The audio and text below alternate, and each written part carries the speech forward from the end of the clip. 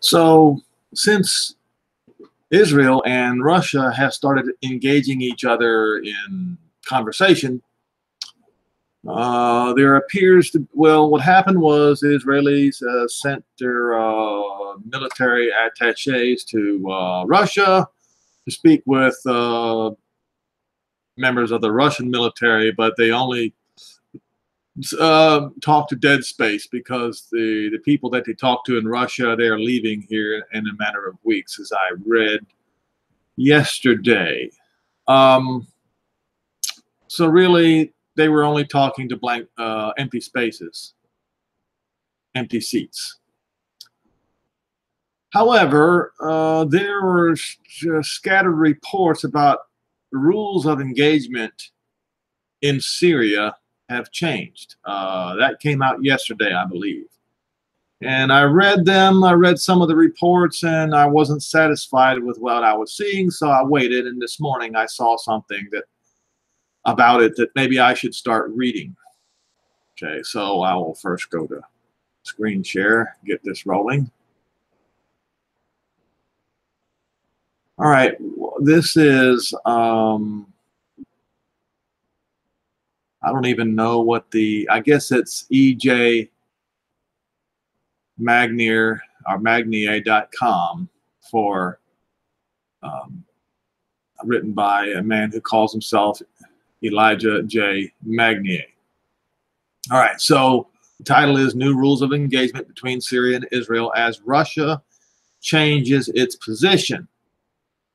Okay, so this was posted on the 14th.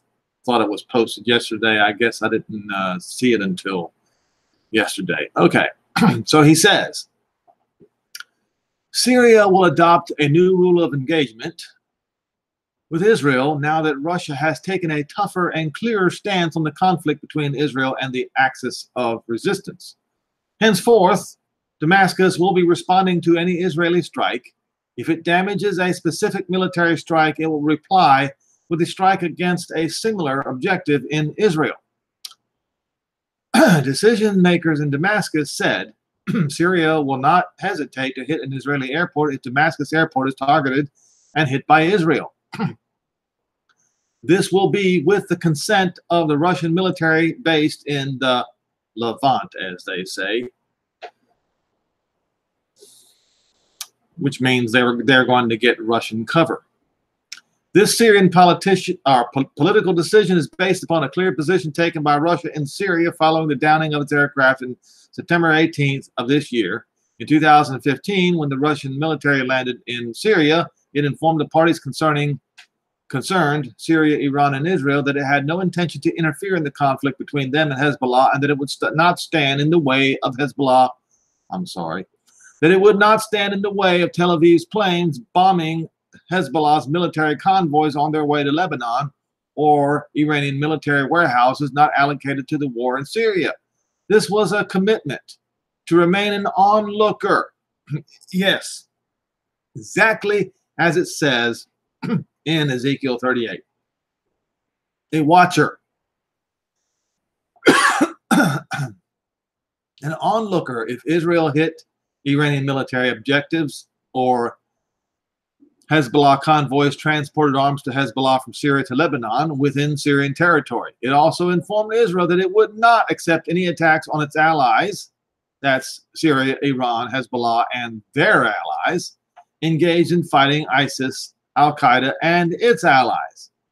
Israel respected the will of Moscow until the beginning of 2018 when it started to attack Iranian bases and Syrian military warehouses, though it never attacked a Hezbollah military position.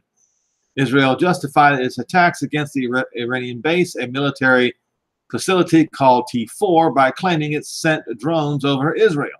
Well, it did. Tel Aviv considered violation of its neighbor's sovereignty as its exclusive prerogative. Damascus and Israel have responded with at least one confirmed shooting down of Israeli F-16. Israel started to attack Syrian warehouses, mainly where Iranian missiles were stored. Iran has replaced every single destroyed warehouse with other more sophisticated precision missiles capable of hitting any objective in Israel. Let me By the way, mention and side note, it appears that this particular article is anti-Israel, and it's amazing to me that somebody with the name of Eliyahu would be anti-Israel. I will continue. However, Russia's neutrality towards Israel in the Levant turned out to be quite expensive. It has lost more than Iran, especially after the downing of its IL-20 and with its 15 officers highly trained to use the most advanced communication espionage systems. Russia then brought to Syria its long-awaited advanced S-300 missiles and delivered them to the Syrian army while it maintained electronic coordination and radar command. The S-300 poses a danger to Israeli jets only if these violate Syrian airspace. Tel Aviv has kept its planes. You should say Jerusalem has kept its planes. This is why I'm telling you that this article is anti-Israel. Here's a man who has a name like Eliyahu speaking in this manner, refusing to recognize Jerusalem.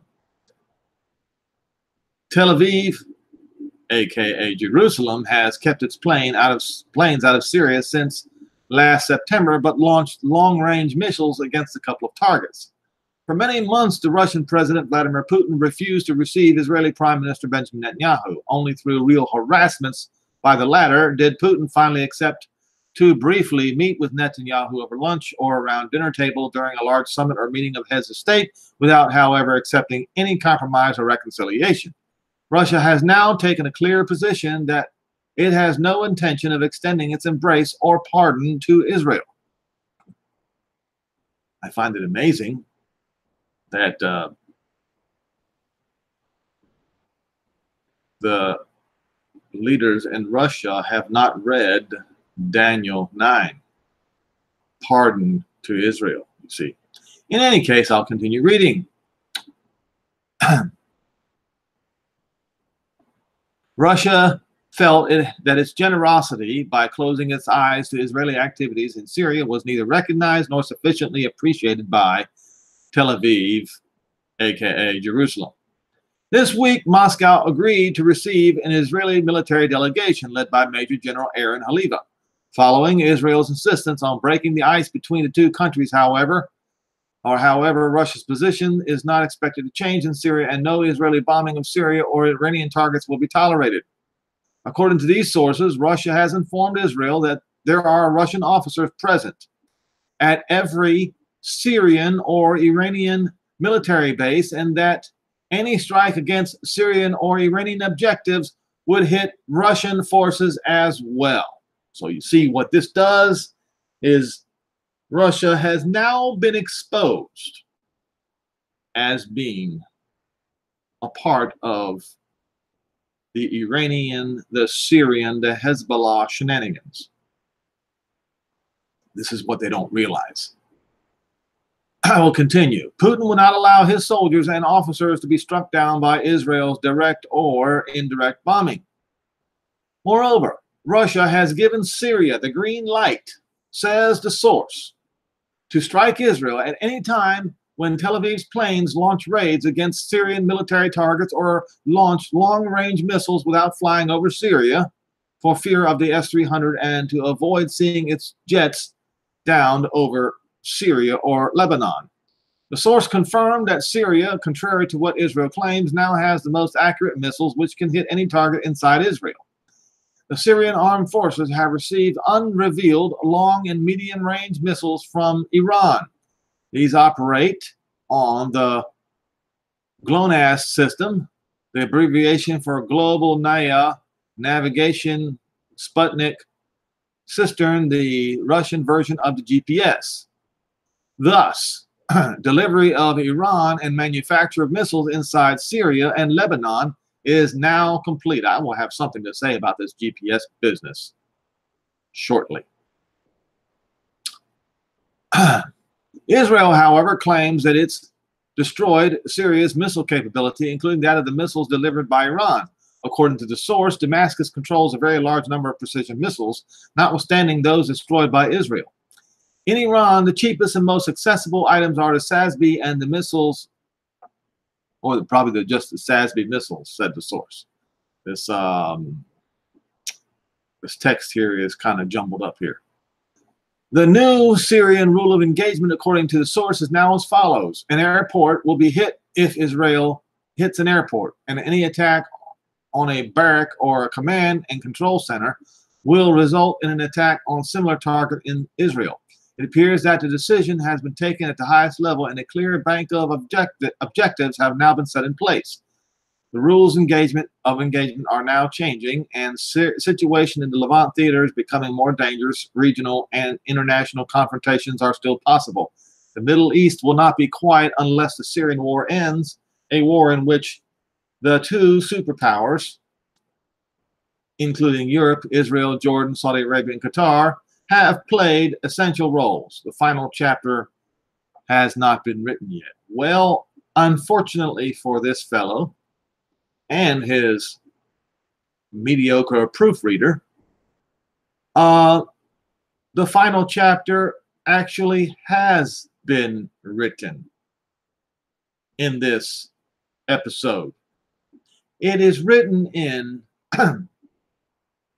Ezekiel 38 and 39, quite frankly.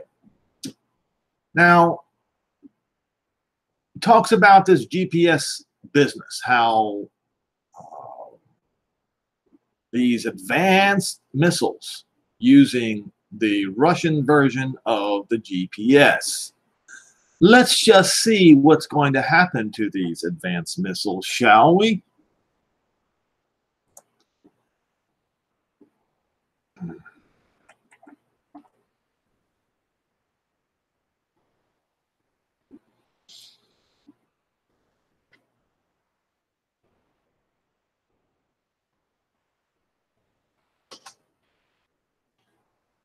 Actually, I need to go to,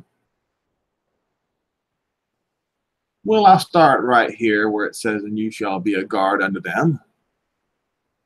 I have to go to, I don't know why they always send me to a different, anyway.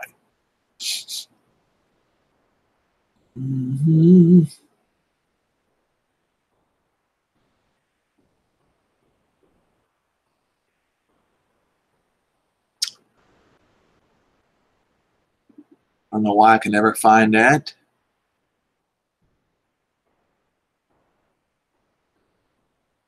But it says in here somewhere that you will be a guard unto them. And now, of course, this is exactly what we just read. That what's happening is that in the beginning, they were only supposed to be observers.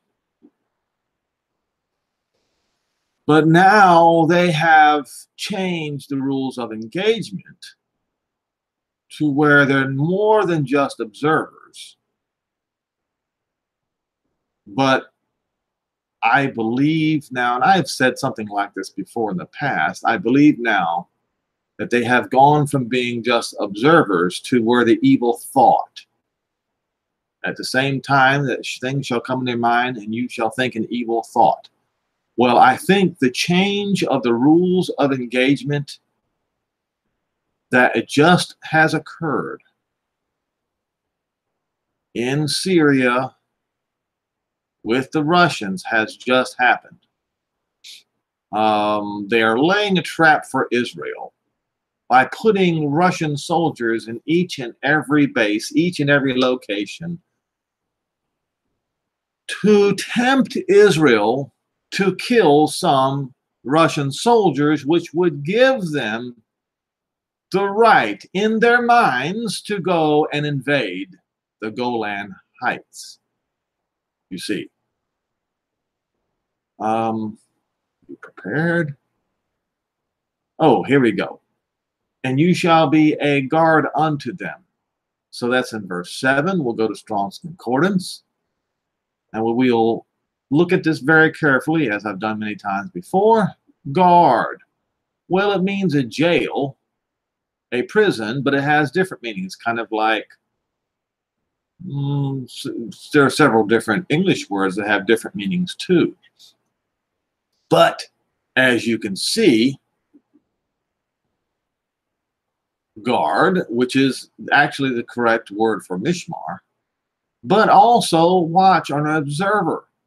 But what has happened here, folks, is Russia has changed their stance overtly. It's been their position to do this guard all along. But overtly, they've changed their stance from a mere observer, according to this particular article now, to a guard. You see. So,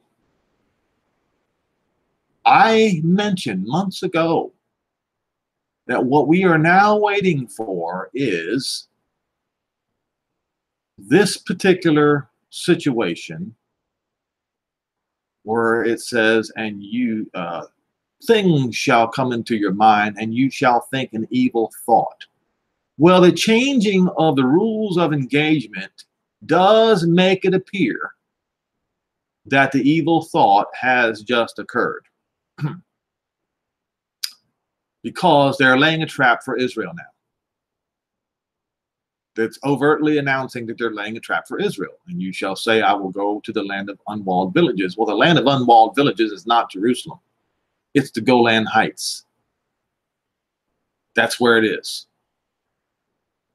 They will enter the Golan Heights and come to the valley of Jezreel. And it's at that point when Israel will receive the blessing, or will the overturning of the nations is going to be, or where the beginning of the blessings of Israel is going to be. It's going to be some think that the battle will be overnight. Some think that the victory, Israel's victory, will be overnight. There are other passages that don't indicate that. So we will see which way this goes. Okay. And as you can see, Saudi Arabia and the merchants, which would be the travelers, the people who live far away, the capitalists of Tarshish, and Tarshish is the furthest west of, in those days, in the days of Ezekiel. So far, far west to far, far westerners. This is not even Europe. This is beyond. This is in the Atlantic. And all their young lions, well, the young lions of Tarshish are in the furthest western hemisphere. Shall say unto you, are you come to take a spoil? In other words, questioning the motives. Because this Gog and Magog thing is an invasion.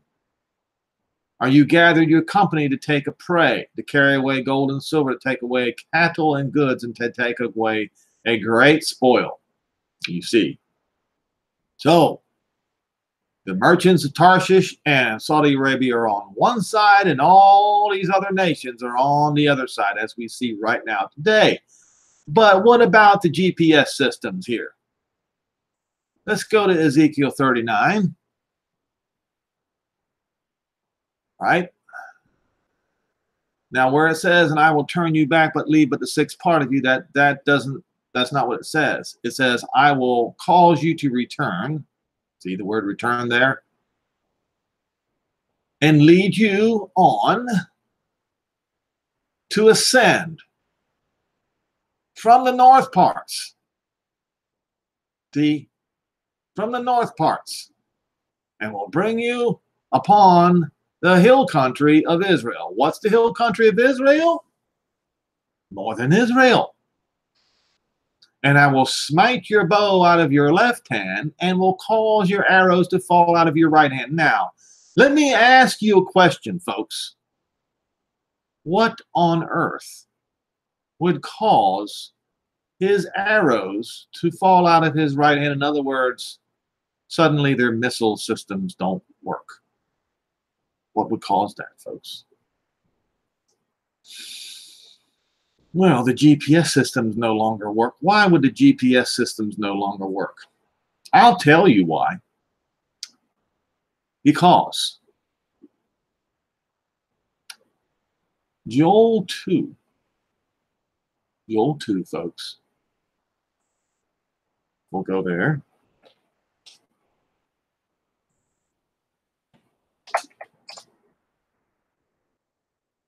Joel 2 gives us some information that can be carried on to more scripture in the Bible. As you can see, the Northern Army are people, as I mentioned the other day. When you go to Strong's Concordance, and actually, you don't even have to go to Strong's Concordance. A great people, people, people, people. These are folks, but they're coming in like an army of locusts. And this is what John saw in the fifth trumpet sound. This is the same thing. How in the world are they locusts if they have a sword in their hand? Well, a sword is a sidearm, folks. It can be a sword or a sidearm. These are clearly people. Okay? And according to this fifth trumpet sound, these locusts do not are not eating grass or anything green, you see. Now, well, this is not what I wanted to talk about. What I want to talk about is this. It shall come to verse 29, it shall come to pass afterward. After what? After the blessings and the curses are finished, and the blessings are to come back again. The blessings and the cursings of Moses spoke to the children of Israel in Deuteronomy 27, 28, 29, and 30. Okay? It's a must read. So when all the cursings are finished, then the blessings must come again. So he will pour out his spirit upon all flesh. What flesh? Well, you'll read who?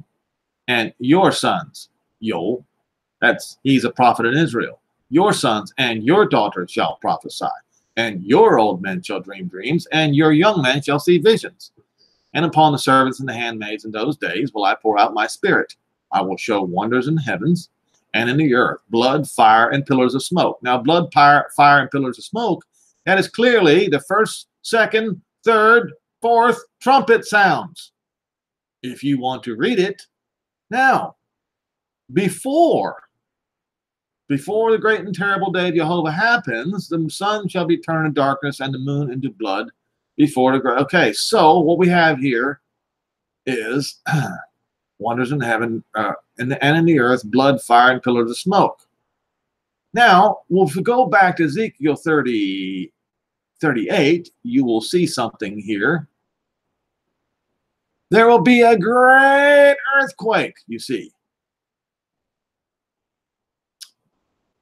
It says, verse 18, it shall come to pass in that same time when Gog shall come against the land of Israel. At the same time, not before, not after, but at the same time, says Jehovah Elohim, that my fury shall come up in my face, and my jealousy and the fire of my wrath have I spoken. Surely in that day there shall be a great quaking in the land of Israel, so that the fishes of the sea and the fowls of heaven and the beasts of the field and all creeping things that creep upon the earth and all the men that are upon the face of the land shall shake at my presence, and the mountain.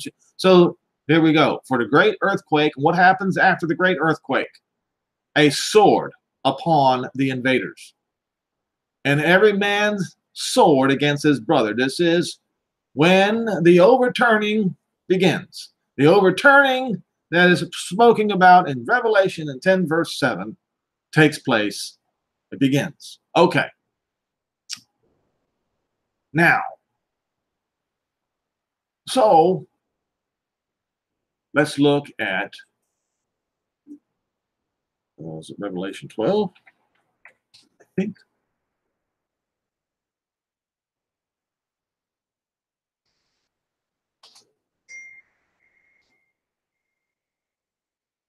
Right? No, that's not it. Hold on. That's Revelation 6.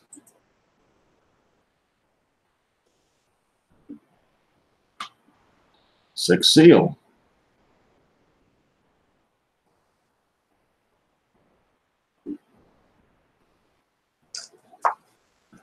And when I saw that the land had opened the sixth seal, there was a great earthquake, and the sun became black as sackcloth of hair, and the whole moon turned into blood. So, folks, can we safely say now that Joel 2, just before, it says, before the great and terrible day of Jehovah's wrath begins, we have the sixth seal.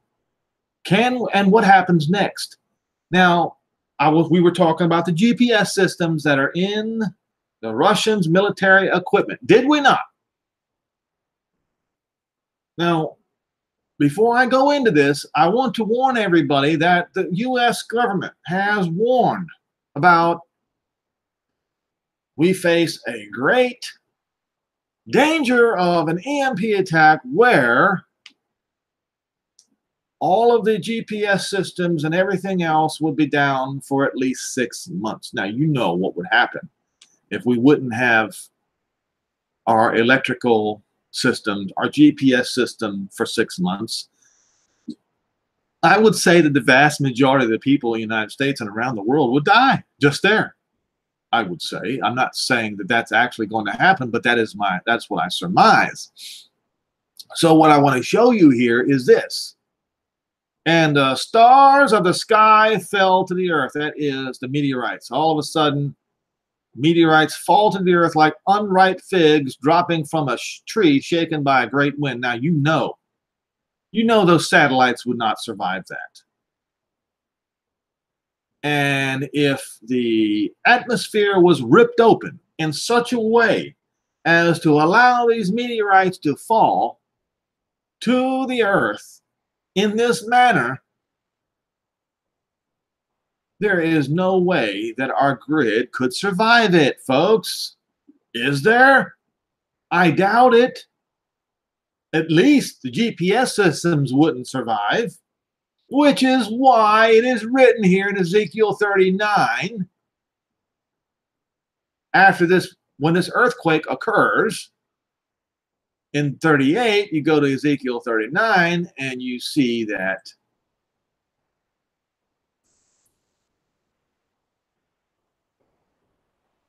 I will smite your bow out of your left hand and will cause your arrows to fall out of your right hand, and you shall fall upon the mountains of Israel and all your bands and the people that are with you. Now, it does appear that these meteorites falling from the sky are going to fall on this army. Okay? Now, if they're falling on this army, do you honestly think that these invaders would be able to operate their equipment? No, they wouldn't. Now, that's why I say it will be something like an EMP attack on part of the world at least, if not all. And it would be the center would be right here in Israel. Then it says, but that's not enough. That's not it. You shall fall upon the open field, for I have spoken, it says Jehovah, and I will send a fire on Magog and among those that dwell carelessly in the coastlands. That would be the coastlands of the Mediterranean Sea. So it does say in, what was it, Ezekiel 38, and also in Haggai 2, verses 18 through 22, that it will be they will be killing each other, every man against his brother, every nation against their ally. It would be an awful mess when this happens. When Ezekiel 38 and 39 happens, that's when it all begins. And we now have seen that the rules of engagement between Israel and Syria and Russia has now changed. So, as I said, the only thing that we're waiting for now is the evil thought has occurred. Well, it is my belief that the evil thought of Ezekiel 38 and verse 10 has occurred. What next? What happens after the evil thought?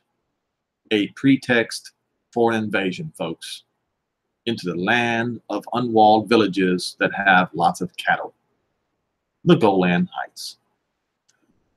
I hope you are prepared. I don't know if it's even possible to be completely prepared, folks. I have asked myself that question many times. Am I prepared? And in each case, I have to say, no, I am not. I don't know how I can get completely prepared for what's about to happen. I don't know if I personally will even survive the coming